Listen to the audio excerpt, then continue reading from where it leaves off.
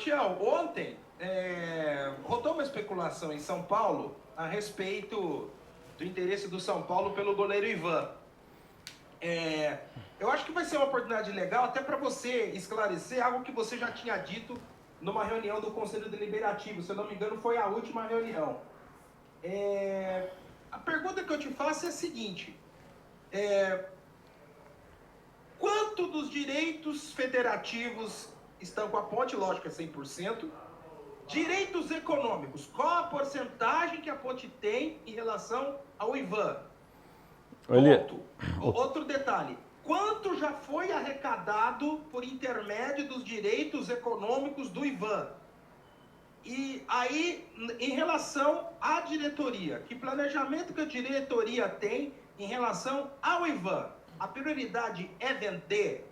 A prioridade é ficar com ele até o final da Série B? E se for vender, qual que é o mercado prioritário para o Ivan? É o mercado nacional? É o mercado interno? Ou vai se esperar uma janela para que com isso se arrecadar em euros e com a cotação conseguir arrecadar uma quantia considerável até para ajudar a Ponte Preta a fechar as contas em 2021? Por favor, queria que, por gentileza, que você esclarecesse essa situação. Elias, primeiro obrigado pela oportunidade. O Ivan, eu sempre tenho dito isto, é um dos principais ativos da Ponte Preta e nós temos atuado junto às pessoas que administram a sua carreira e ao próprio jogador, que tem dado uma demonstração de muito amadurecimento, de profissionalismo.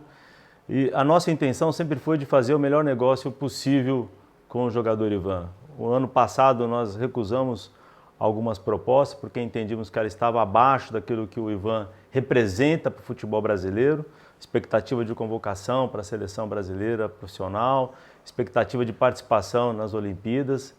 E nós então tínhamos uma perspectiva de um negócio muito interessante para o jogador Ivan. Tinha um agravante, que era o problema do passaporte dele internacional, e alguns clubes têm esse critério como algo importante para a tomada de decisão.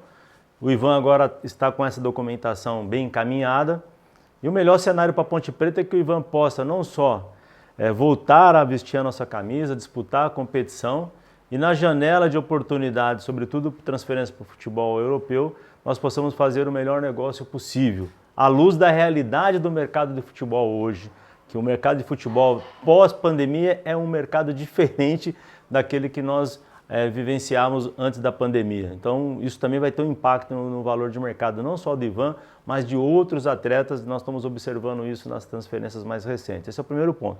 O segundo ponto, que essa é uma decisão que é compartilhada entre a direção da Ponte Preta, né, o jogador e aquelas pessoas que fazem a gestão da tua carreira, né? Então, se surgiu uma oportunidade, e nesse último período o Ivan foi sondado por vários clubes, né, clubes que estão na Série A, clubes que estão na Série B, e esses negócios não se concretizaram. Então nós temos que esperar a proposta chegar na Ponte Preta para que nós possamos avaliá-la. Não chegou nenhuma proposta na Ponte Preta oficialmente até o momento. Foram muitas sondagens, mas de concreto nós não temos uma proposta na mesa para deliberar. Terceiro ponto, Elias, em relação aos direitos federativos e econômicos da Ponte Preta. Pela lei, obviamente, nós temos 100% desses direitos federativos. Direitos econômicos do Ivan, nós estamos num equilíbrio em torno de 60% a 40%. Né? A Ponte Preta já utilizou-se desses recursos para tentar viabilizar a situação econômica e de caixa da Ponte Preta, sim, já usou, né, desses recursos, não na nossa gestão apenas, mas em gestões anteriores. Eu digo sempre que o Ivan tem essa característica de ser uma espécie de cheque especial da Ponte Preta, mas como todo bom negócio, ou como todo acúmulo de dívida que você vai fazendo em qualquer negócio, uma hora a conta chega.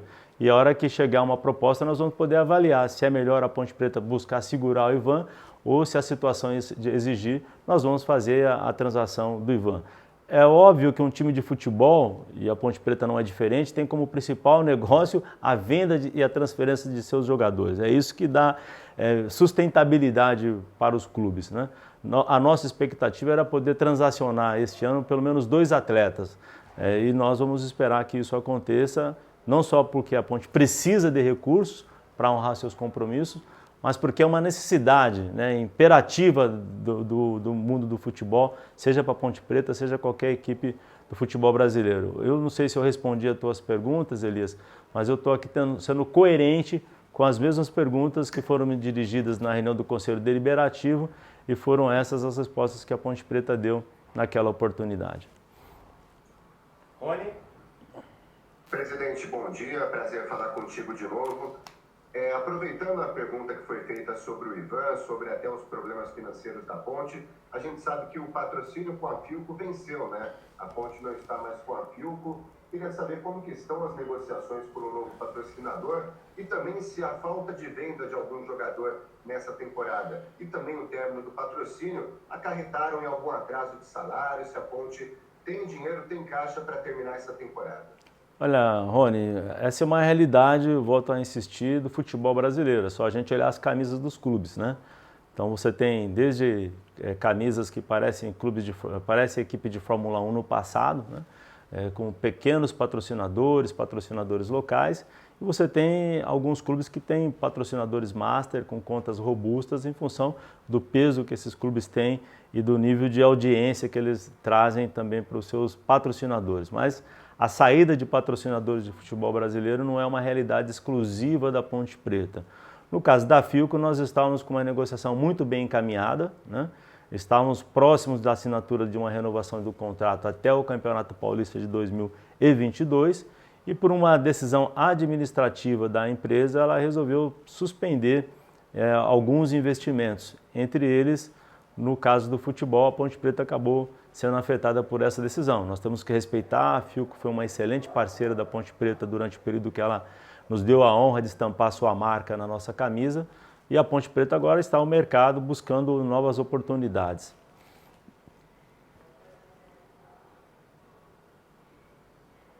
Quem que é o próximo? Sou eu. Joãozinho Lupe, bom dia, prazer falar com você mais uma vez. Eu queria, infelizmente, comentar um assunto que eu não gosto particularmente, mas a gente, quando vive um ano político, é difícil a gente sair desse tema. Eu, até uma questão profissional minha, eu só decidi tocar em política lá no final do ano, quando acontece a eleição. Mas eu sei que é muito grande a responsabilidade do presidente em deixar a casa em ordem para o seu substituto. Em 2017, a Ponte sofreu muito, né, com essa questão, com a saída do Vanderlei. Depois, em 2018, surgiram algumas dívidas trabalhistas. Então, a pergunta que eu te faço é a seguinte. Primeiro, como evitar que esse clima político entre dentro do vestiário para que o resultado não seja igual em 2017? E de que forma você tenta também blindar essa questão de dívidas para que, quando o seu mandato terminar, o substituto, não sei se você é um candidato para a eleição, mas ter aí a casa em ordem para os próximos 4 anos. Bom dia e obrigado. Bom dia, Lupe. Muito pertinente a tua pergunta. Eu já disse aqui para a nossa diretoria que eleição é um assunto proibido nos corredores da Ponte Preta. E nós estamos fazendo todo esse esforço junto à nossa comissão técnica, aos nossos atletas, evitar que atitudes até irresponsáveis possam contaminar o nosso ambiente, sobretudo dentro de campo. Eu acho que chegou a hora da gente pensar primeiro na Ponte Preta, né? Pensar no clube, pensar no desempenho dele dentro de campo, e aqueles que apostam no quanto pior, melhor, na minha opinião, irão se arrepender. Eu creio que ninguém quer administrar um clube ou quer receber um clube em situações de dificuldades, né? Eu volto a insistir, as dificuldades financeiras que a Ponte Preta enfrenta são dificuldades do futebol brasileiro. Ontem eu estava acompanhando um jogo importante da Copa do Brasil e era um dos times que tem a maior receita do campeonato do futebol brasileiro, e a reclamação após o resultado, né, foi uma derrota para um clube de Série B, as pessoas dizendo, olha, além da derrota tem um prejuízo econômico substantivo. Então, essa é uma situação que nós estamos lidando com muito cuidado. A eleição é em novembro e nós só vamos tratar desse assunto em novembro. Essa é a nossa posição. Lupe, o que nós estamos fazendo aqui, essa pergunta é muito boa nesse sentido, é buscar, aliás, desde quando nós assumimos a Ponte Preta, tratar de forma transparente os nossos negócios, criar as melhores condições possíveis para aqueles que venham assumir a Ponte Preta no futuro, recebam um clube em condições financeiras melhores do que nós recebemos, né? E é esse o esforço que nós estamos fazendo. E por esse esforço passa, obviamente, a venda de alguns ativos, a liquidação de algumas dívidas, e é esse o sentido da nossa gestão, né? O nosso diretor financeiro, o Décio, tem trabalhado incansavelmente, né? No sentido de criar todo um ambiente que dê estabilidade administrativa, dê estabilidade financeira, enfrentar os percalços que possam surgir, e nós estamos nos preparando para isso. Graças a Deus, nós não tivemos problemas esse primeiro semestre. O segundo semestre é um semestre de maiores dificuldades, é natural que isso aconteça em todos os clubes do Brasil, na sua maioria, para fazer justiça. E aí já engata aqui a pergunta que o Rony fez, que eu acabei não respondendo, né? Voltando aqui para o Rony. O nosso planejamento, Rony, está sendo seguido rigorosamente para que a gente não sofra nenhum intempéries, né? Nenhuma interferência extra-campo e que ela não possa impactar o desempenho dos nossos atletas. Nós temos tido uma resposta muito boa dos atletas, da comissão técnica, vários jogadores que estão tratando conosco questões financeiras estão colocando também o pé no chão, e é com base nessa ideia de pensar grande com o pé no chão que nós estamos viabilizando as contratações, definindo comissões técnicas e reforçando as nossas equipes de suporte ao futebol profissional, principalmente. Luiz Felipe? Oi, Tchauzinho, bom dia a todos. Estão me ouvindo bem aí, eu espero, né? É o seguinte, desde que você assumiu em 2019, contando com o Gilson em 2 passagens, foram 4 técnicos, né? Nenhum deles chegou a 30 jogos. Com essa nova regra da CBF de limitação de troca de treinadores, dá para apostar na longevidade maior dos técnicos, na tua avaliação? Dá para você entender que os técnicos não vão ser substituídos com tanta facilidade como era até o ano passado? Quero saber a tua avaliação, por favor. Olha, infelizmente o futebol brasileiro tem essa característica, né? O campo acaba definindo o futuro e a permanência dos treinadores nas suas equipes. Essa é a tradição. Acho que foi o Elias que fez uma reportagem outro dia, fazendo uma pesquisa ao longo dos anos, né? Nos últimos anos, a vida útil de um treinador na Ponte Preta é em torno de 3 meses. Eu considero isso um equívoco. Muitas vezes eu sou questionado, sou cobrado, porque as minhas convicções indicam que o caminho deveria ser outro, né? Mas eu entendo a pressão, a ansiedade, a necessidade de vitória, a necessidade de conquistar o acesso, a necessidade de um título que poderia dar uma perspectiva de longevidade para os nossos profissionais, mas é absolutamente impossível você pensar num planejamento de longo prazo trocando o treinador a cada resultado adverso. E o mais grave é que o mercado precifica isso.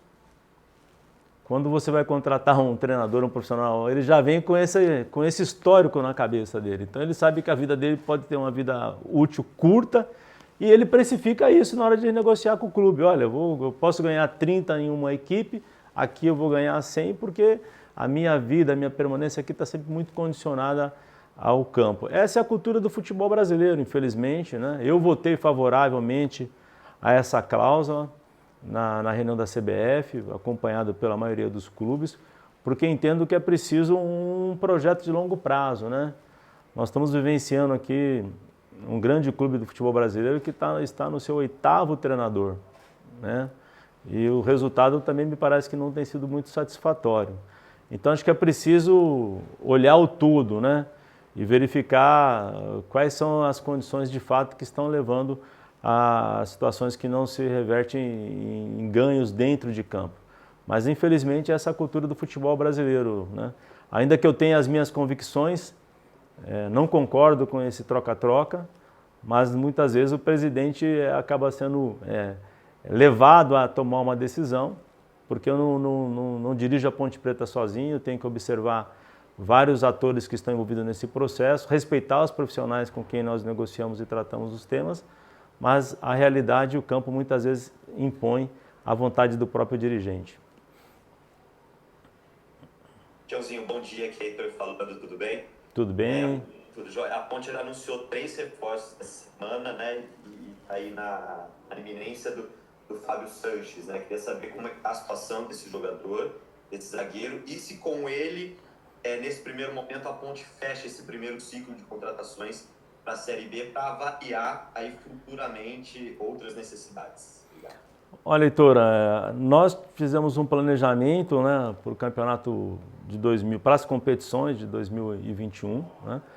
Esse planejamento consistia em manter o que se convencionou chamar de uma espinha dorsal do time que terminou a competição o ano passado, faltando 3 pontos para a nossa classificação, é bom que se diga isso, né? Então nós partimos do pressuposto que não estava tudo perdido, que nós tínhamos condições de entrar na competição, sobretudo do Campeonato Brasileiro da Série B, com uma estrutura definida, né? Trouxemos novos atletas, alguns deles tiveram um bom desempenho, outros não, por isso que nós também, não foi só um momento de chegada na Ponte Preta, mas também foi um momento de partidas, né? E nós esperamos que esses atletas possam reforçar algumas situações que claramente se mostraram como frágeis, né? Sobretudo, a gente precisava dar uma resposta à questão, ao sistema defensivo da Ponte Preta, nosso sistema defensivo. E quando eu falo de sistema defensivo, a gente não está falando especificamente da dupla de zagueiro, nós estamos falando do conjunto, né, da defesa da Ponte Preta. Tem times que falam assim, a boa defesa começa lá quando o atacante começa a agredir a saída de bola no campo do adversário. E nós trouxemos jogadores não só para a defesa, né, a chamada dupla de zaga, para reforçar. Nós tivemos novamente a infelicidade com o Ryan, de novo, uma nova contusão, né, um jogador que a gente tinha muita expectativa de poder utilizá-lo esse ano. E os jogadores que nós contratamos vêm então preencher algumas dificuldades que nós tínhamos, né? Diante da iminência da troca do treinador, a opção foi esperar a chegada do novo comandante para que em conjunto com ele nós definíssemos algumas peças. Aproveitamos algumas oportunidades de mercado, estamos confiantes na qualidade desses profissionais, achamos que eles vão agregar muito à equipe da Ponte Preta para que nós possamos alcançar aqui o nosso principal objetivo de 2021, que é o acesso à Série A do Campeonato Brasileiro. Bom dia, Tião. Gustavo Viana, tudo jóia? Ô Gustavo, tudo bem? Beleza, bom dia a todos. Tião, tive uma informação que a polícia ela já identificou o torcedor que apedrejou o ônibus naquela confusão na frente do estádio. O que a Ponte Preta vai fazer diante disso? Ela vai representar contra esse torcedor? Vai tomar alguma outra atitude para que evite esse tipo de situação? Olha, Gustavo, esse é um tema importante, né? Todos os acontecimentos, todos os eventos que ocorreram aqui envolvendo situações de violência, que não só nós da direção da Ponte Preta, mas todos devemos, né, deixar muito clara a nossa posição, repudiar esses atos de violência. O que a Ponte Preta fez foi encaminhar as imagens para as autoridades policiais.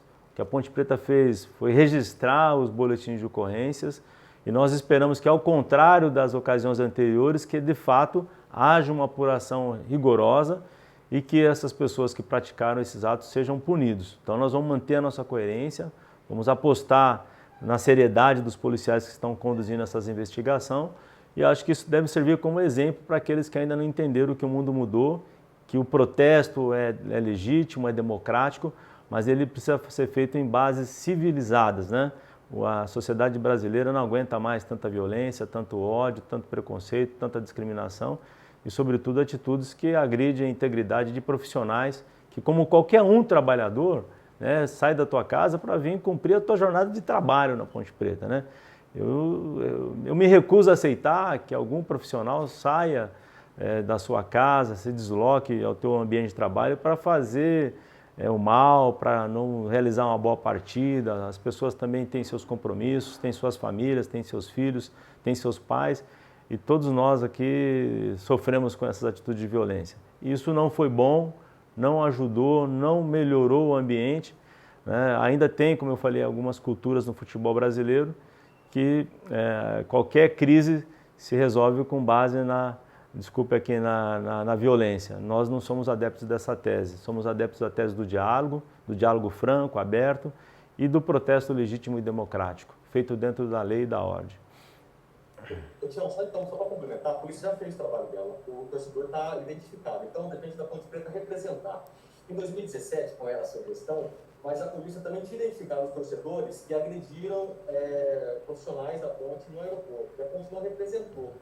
Então, assim, você agora, dessa vez, com a pessoa identificada, a ponte vai tomar atitude, que cabe agora a Ponte Preta, porque a polícia ela já identificou o torcedor, então a ponte ela tem que representar para que essa pessoa pague e responda. Gustavo, é importante deixar claro aqui que essas identificações foram feitas a partir das imagens das câmeras que nós instalamos aqui na Ponte Preta. Então, o nosso serviço aqui, chamado aqui de inteligência, colaborou, né, a oferecer imagens nítidas que pudessem identificar esses agressores. E a Ponte Preta vai adotar, como deixou muito claro na tua nota, todas as medidas legais cabíveis nesse processo. Enfim, nós aqui não estamos recusando tomar nenhuma atitude que esteja sobre nossa responsabilidade. A Ponte Preta irá adotar todas as medidas cabíveis dentro da lei para punir exemplarmente aqueles que cometeram esse tipo de delito. Safa?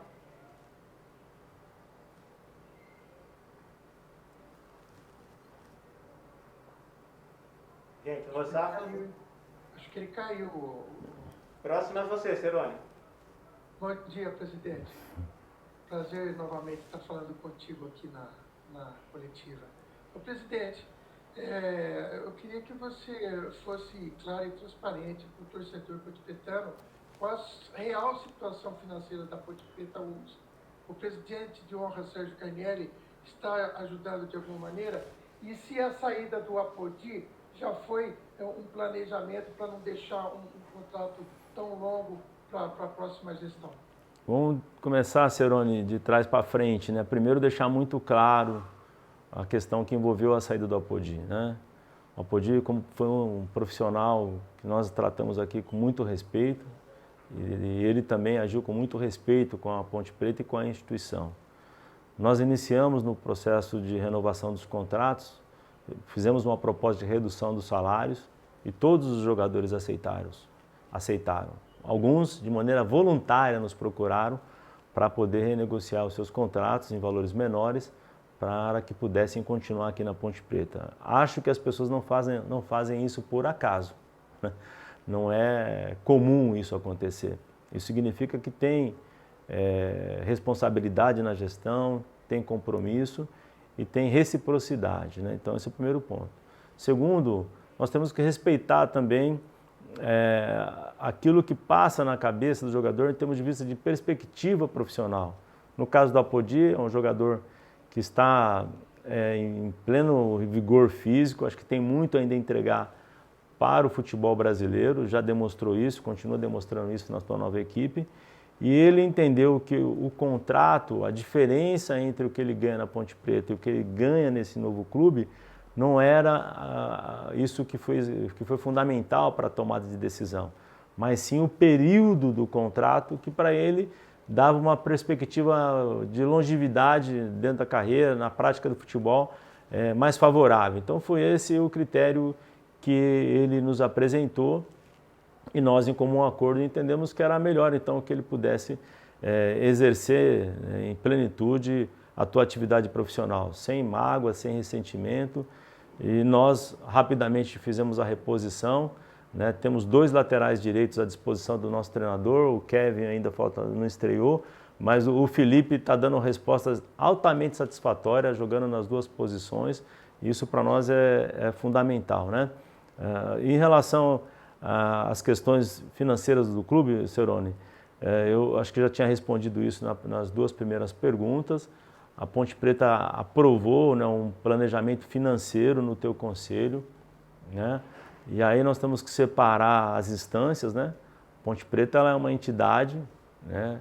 É uma associação, ela tem uma lei que a fiscaliza, né? A lei que imputa, inclusive, responsabilidades e penalidades aos seus dirigentes.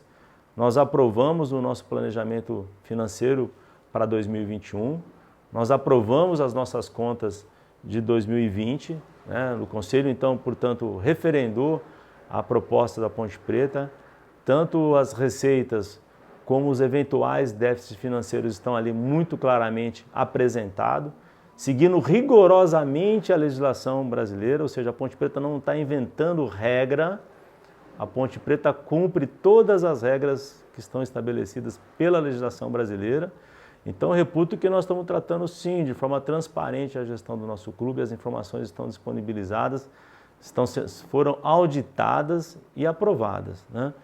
Cabe agora à diretoria, obviamente, dar materialidade àqueles números que estão ali apresentados, criar as condições para implementá-los e executá-los na sua plenitude. E caso a gente identifique alguma dificuldade, apontar para o nosso Conselho Fiscal, apontar para o nosso Conselho, né, para a presidência do Conselho, para que não haja nenhuma surpresa.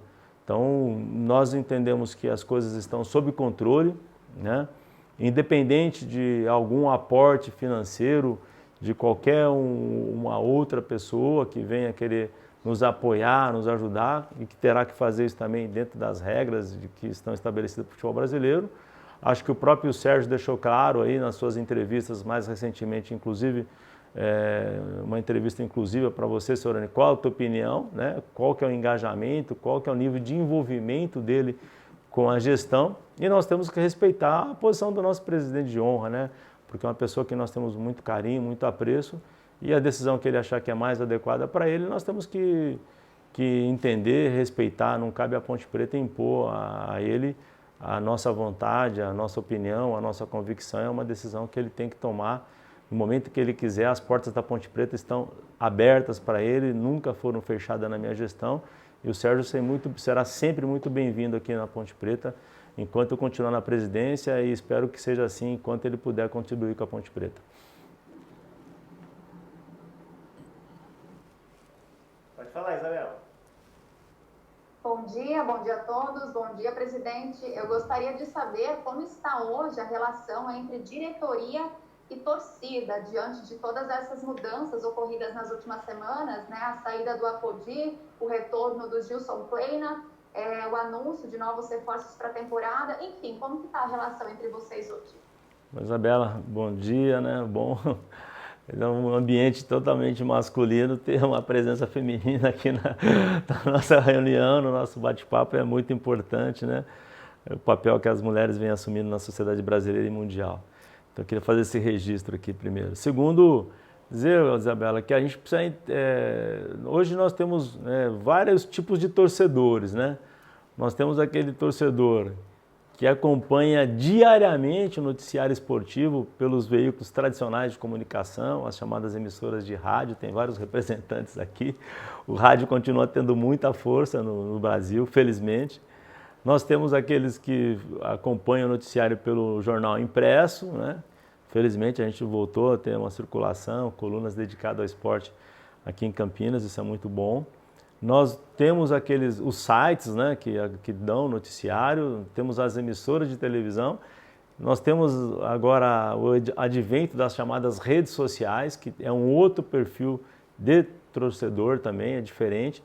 E nós temos aqui aquele torcedor clássico, que estão representados muitas vezes pelas nossas torcidas organizadas, e infelizmente não temos hoje aquele calor da arquibancada, que essa é a resposta que muitas vezes expressa um sentimento coletivo da torcida quando a bola está rolando dentro de campo. E esse torcedor terá sempre o nosso respeito, tem todo o direito de fazer a crítica, e é a ele que nós devemos, obviamente, muitas explicações, sobretudo quando os resultados não vêm ocorrendo. Então, se você perguntar para mim qual é a relação hoje com a nossa torcida organizada, eu diria que ela é uma relação aberta, democrática, transparente, né? Nós temos, inclusive, pessoas na diretoria destacadas para reunir com esses torcedores de forma muito regular, né? Essa semana, inclusive, houve reuniões de torcidas organizadas da Ponte Preta com o Gilson, com o Alarcon, com outros diretores da Ponte Preta. Infelizmente, eu não pude estar presente por questões profissionais, mas entendimos que era necessário manter esse diálogo e nós estamos mantendo esse diálogo, né? Então não há... Agora tem uma coisa que eu aprendi no futebol, né? O diálogo é importante, a conversa franca, sincera é fundamental, mas o mais importante de tudo, no fim, que conta mesmo é o campo, né? Se o campo está bem, as coisas fluem com muita naturalidade. Se o campo não está respondendo, as dificuldades se apresentam, o tom da crítica aumenta. e nós temos que ter maturidade suficiente para lidar com esses momentos de adversidade. Felizmente ou infelizmente, a vida não é só um mar de rosas, né? Ela está sujeita também a intempéries e os dirigentes têm que estar preparados para lidar com isso. Eu me considero que eu estou preparado para lidar com esse tipo de situações e lidar de forma democrática. E essa é a minha história de vida e eu vou seguir por esse caminho, Isabela. O Vinícius Barel teve um contratempo. Thaís Helena, você é a próxima. Bom dia, presidente. Prazer falar com você. Bom dia a todos. Presidente, a maioria dos reforços da Ponte Preta são jovens, né, que pretendem se firmar na carreira. Na sua opinião, esse perfil vai conseguir ajudar a Macaca com o objetivo da Série B, que é conseguir o acesso? E até acredito que a Ponte vai tentar evitar o que aconteceu no ano passado, né? Um elenco muito grande, na época 33 jogadores, e isso acabou que não surtiu um efeito. Eu gostaria que você falasse sobre isso. Obrigada. Bom, Thaís, de novo aqui reforçar a importância da presença feminina, agradecer pela pergunta, né? Thaís, a gente tem que entender dois fatores aqui, e não se trata aqui de buscar fugas, mas é olhar a realidade concreta. O que diz a regra do campeonato, né? Nós podemos inscrever até 40 jogadores, né? Havia até uma discussão na CBF se esse número não deveria ser ampliado em razão da própria pandemia, né? Então nós tivemos aí no ano passado situações de clubes que foram para campo praticamente com 11 jogadores e 3 no banco de reserva, né? Enfim, então o elenco hoje é olhado também à luz dessa realidade. A própria Ponte Preta enfrentou numa partida contra o Botafogo de Ribeirão Preto, se não me engano, né, uma dificuldade muito grande para conseguir colocar o seu time em campo. Então o que a gente fez na Ponte Preta é algo que eu considero importante. Primeiro, valorizar o máximo possível as nossas categorias de base da Ponte Preta, que é uma tendência e uma imposição da realidade, né? A realidade se impõe e ela fez não só com que a Ponte Preta, mas que outros clubes também incluíssem o máximo possível de atletas das suas categorias de base, seja para enfrentar as questões de natureza financeira, seja porque o mercado acabou restringindo as contratações, né? Então os clubes estão revendo a sua estratégia. Então o que a gente tentou fazer na Ponte Preta é buscar os melhores talentos na nossa categoria de base e espelhar em cada posição, sempre que possível, ter um reserva ou um titular das nossas categorias de base. É uma convicção, né, que a gente tem. E nós esperamos que ela dê certo dentro de campo. A segunda é que nós não estamos também inventando a roda, né? Olhando o histórico da Ponte Preta, a gente poderia aqui listar vários atletas que chegaram na Ponte Preta, jovens, desconhecidos. Posso ficar só no Renatinho aqui para dizer de um exemplo mais presente, né? Que chegaram aqui e se destacaram no futebol. Por outro lado, nós também jogadores com alguma experiência que foram muito importantes para a Ponte Preta buscar lugares maiores dentro das competições, né? E tivemos frustrações também, tanto com jogadores novos, com jogadores mais experientes. A gente poderia listar vários casos aqui, mas eu não gostaria de falar de frustrações, até porque essas pessoas estão jogando futebol, têm suas carreiras, eu tenho que respeitar esse profissional. Uma vez eu ouvi o Luxemburgo falando o seguinte: o futebol tem uma diferença, né? A gente, quando contrata um jogador, ele, quando disse isso, ele estava no auge da sua carreira, né, ganhando tudo. A gente não está comprando um relógio suíço, né? A gente está comprando um ser humano, que às vezes ele se adapta bem a uma realidade, às vezes ele não se adapta, e isso acaba influenciando dentro de campo, né? A gente vê jogadores que estavam fora do Brasil tendo que se readaptarem às dinâmicas de treinamento, às novas mudanças que o futebol está impondo, seja mudanças técnicas e táticas, né? Então a Ponte está fazendo algumas apostas, sim, né? Porque a história já mostrou que muitas vezes essas apostas deram resultados importantes. O Moisés foi uma aposta importante para a Ponte Preta, né? Que era um jogador que até um tempo atrás, né, estava jogando no chamado futebol amador, tem pontos para aprimoramento, né? Mas nós temos talentos interessantes que estão no nosso campo, como o Leonaldo, que é um jogador que nós gostamos muito, né? Que vai dar uma resposta para a Ponte Preta, tenho certeza disso. O Vera está dando resposta, o Jean, todo mundo, né? E já tem um monte de clube É interessante assim, que às vezes os meninos não estão dando respostas boas aqui, parece que eles não estão dando respostas boas, mas o que tem de time da Série A atrás desses garotos, né, nos chama a atenção. Então eu penso que é mais do que uma ideia, é uma filosofia. Né? Não tem sentido a Ponte fazer investimentos expressivos na sua categoria de base e na hora certa não valorizar. Agora, cabe a compreensão, muitas vezes, da torcida, para ter paciência com esses talentos, que muitas vezes depois eles saem da Ponte Preta e explodem em outros clubes. Cabe também ao treinador saber fazer a gestão dessas carreiras, que hora, quando, em quais circunstâncias vão usar esses garotos para que a gente não possa queimá-los, né? Essa é a linguagem, a gente não possa queimar esses garotos e tirar o máximo possível desses jogadores que já têm uma certa rodagem, uma certa experiência. É o caso do Rodrigão, por exemplo, que está chegando agora, que parece ser um jogador que tem uma idade muito avançada, mas é um jogador que tem uma rodagem, tem uma quilometragem grande, mas é um jogador que tem 27 anos, 28 anos, e que pode contribuir muito para a Ponte Preta, agregando experiência, porque conhece muito bem a Série B, conhece a competição, assim como o próprio Gilson, na nossa opinião, pode trazer muito da tua experiência com gestão de pessoas, gestão de vestiário, para poder administrar essa mescla de jogadores com uma idade menor, né, mais jovens, e aqueles caras que já têm uma rodagem maior. Acho que essa mescla pode dar uma química perfeita, é nisso que nós estamos apostando. Thaís, obrigado, Thaís. Espero ter respondido a tua pergunta. Borsato? Bom dia, presidente. Bom dia para os companheiros que estão aí na entrevista coletiva. É o Marcelo Borsato, da Rádio Futebol Interior. Presidente, eu tive uma dúvida com relação à pergunta do companheiro sobre o Fábio Sanches. Eu quero saber como é que está encaminhada a contratação desse zagueiro que estava no Goiás. E também uma outra questão com relação ao João Vitor. Atacante foi contratado ainda no Campeonato Paulista. A gente tem informação de que é um bom jogador, mas não está entrando. Não entrou no Campeonato Paulista, na fase do Troféu do Interior e agora no começo do Campeonato Brasileiro. Não, desculpe, até o Heitor que fez essa primeira pergunta, estou até falando aqui com o Thiago, eu acabei passando um pouco en passant por ela, né? Mas as questões estão muito bem encaminhadas. Agora a gente tem que acertar detalhes de contratuais, detalhes financeiros, mas estão muito bem encaminhadas, foi o que eu disse. Tentei aqui na primeira pergunta feita pelo Heitor, imaginei que havia respondido, né?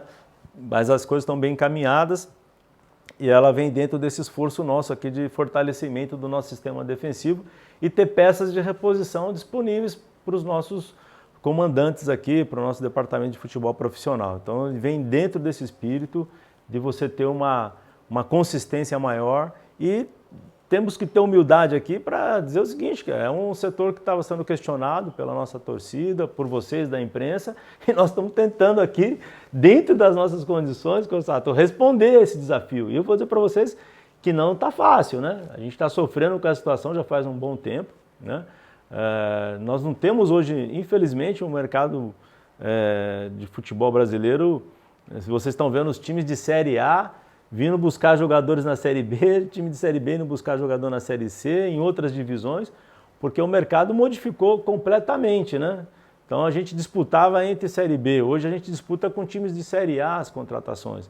Então, mas a Ponte entende, né? O Gilson conhece bem esse atleta, trabalhou com ele, e nós estamos apostando muito nisso. Quando a gente contratou o novo treinador, nós deixamos algumas janelas, né? Algumas posições nós deixamos abertas, estavam sendo monitoradas pelo nosso departamento aqui de futebol profissional, que aliás, assim que acabar a pandemia, um dia que se vocês puderem vir conversar aqui com a gente presencialmente, né? A gente parece que não, mas houve muito investimento no departamento de futebol profissional da Ponte Preta, né? Nós até estamos pretendendo reforçar ainda mais esse departamento e havia jogadores que estavam sendo monitorados, mas a gente entendeu que seria mais coerente aguardar um novo treinador para verificar se esse perfil de profissional que nós estávamos observando estava de acordo com a visão, com a filosofia que esse treinador gostaria de implementar na Ponte Preta. Lembrando que a gente não estava querendo, com isso, passar a impressão de que o trabalho que estava sendo desenvolvido pelo Fábio Bueno não estava satisfazendo a nossa diretoria. Infelizmente, os resultados não vieram E, graças a Deus, sorte nossa, muitos dos nomes que nós estávamos monitorando também atenderam a expectativa do próprio Kleina.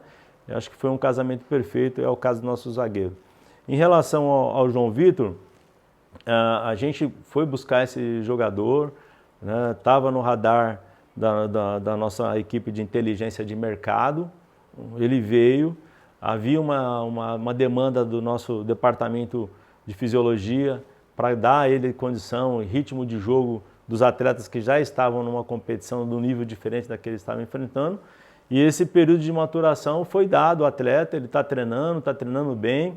E essa semana houve uma reunião do departamento de futebol, o nome dele seguramente vai fazer parte do nosso elenco e em breve espero que ele possa estrear numa competição oficial. Desculpa, mas acho que um assunto importante de ser abordado aqui é as denúncias contra o presidente da CBF, Rogério Caboclo, né? Não só a realização da Copa América, aí o presidente pode ter uma opinião pessoal, uma opinião como instituição, mas sim sobre as denúncias, sobre o maior, né, responsável pelo futebol brasileiro, o presidente, ou melhor, ex-presidente que está afastado da instituição maior que rege o futebol brasileiro. Então, eu acho que se vocês, claro, toparem o presidente responder sobre o Caboclo... Rony, né? Rony, é o seguinte, cara, seria uma incoerência da minha parte, depois de ter feito essas considerações aqui acerca da presença, né, da Isabela e da Thaís aqui na nossa coletiva, né? E a minha história de vida, né? Meu compromisso com o combate a qualquer tipo de discriminação e preconceito é um compromisso ético meu, né? E vou carregar isso por toda a minha vida e quero lutar por isso, pela igualdade de direitos, né? Diante de uma acusação dessa, a me silenciar. Nós fizemos uma reunião dos clubes paulistas na segunda-feira, aprovamos por consenso uma nota, né? No sentido de que nós estamos acompanhando o desdobramento dos fatos, de que nós prezamos, né, pelo respeito, né, à diversidade, o ambiente de trabalho não pode conter nenhuma prática de assédio moral, assédio sexual, tudo isso é condenável em qualquer lugar do mundo, né?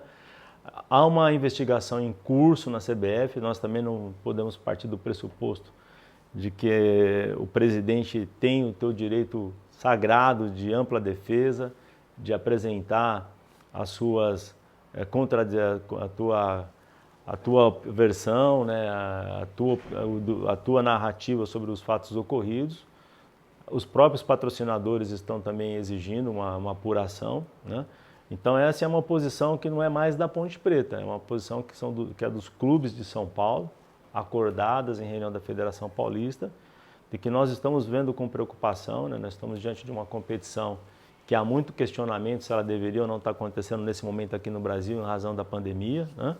Eu pessoalmente compartilho dessa visão, mas nós estamos acompanhando, diria para vocês, os 16 clubes da divisão especial paulista estão acompanhando junto com a federação o desdobramento dos fatos, até porque a Federação Paulista tem muito peso nas decisões dentro da CBF e nós esperamos que num curto espaço de tempo a CBF, através da comissão que está apurando os fatos, possa nos dar uma resposta e internamente adotar os mecanismos que forem necessários, seja para mantê-lo no cargo, se for comprovado que as denúncias não eram verdadeiras, e se comprovadas as denúncias, a seriedade delas, adotar as medidas e obviamente a medida passa, se eu não estou enganado aqui, pelo afastamento do presidente. Acho que é isso que nós temos que, não só a Ponte Preta, mas os clubes de uma maneira geral, mas a sociedade brasileira espera da CBF, né?